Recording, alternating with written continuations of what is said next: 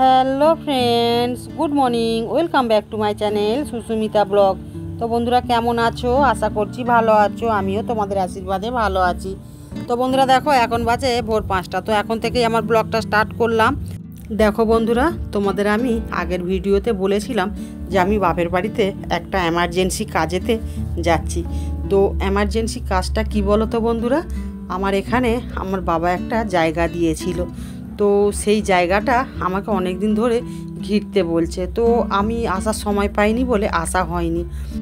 তো আমার যে জায়গাটা দিয়েছে ওই জায়গার পাশাপাশি ডজার দিয়ে মাটি কাটা চলছে।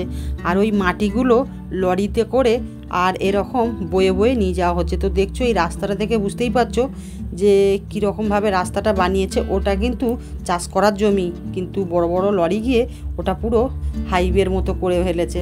আর এপাশে দেখো আমার 3টে লেবার করা আছে, আর লেবারগুলো আসেনি বলে আমরা এখন একটু অপেক্ষা করছি। আর ওই দূরে দেখছো ডজার দিয়ে এখনও মাটি কাটা কিন্তু চলছে। তো লরিটা এখন এখানে নেই, না হলে তোমাদের আমি দেখাতাম। তো উপর মহল থেকে মানে থানা থেকে অর্ডার করে গেছে যে লরি এখন লাগানো হবে না, এই কারণে কিন্তু লরিটা এখন ঢোকেনি, না হলে আমি তোমাদের লরিটাও দেখিয়ে দিতাম।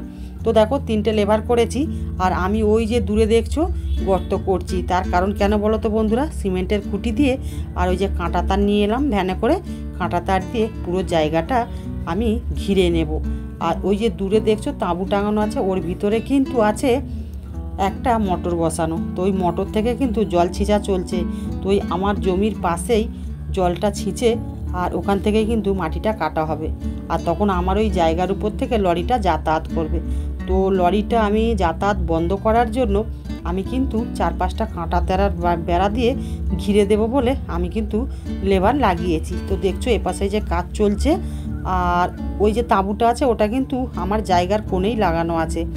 আর এপাশে দেখো এই যে খেজুর গাছের গোড়ায় সবাইকে যে টিফিন খেতে দিয়েছি। তো দেখো বন্ধুরা, এখন কিন্তু বাজে 11টা।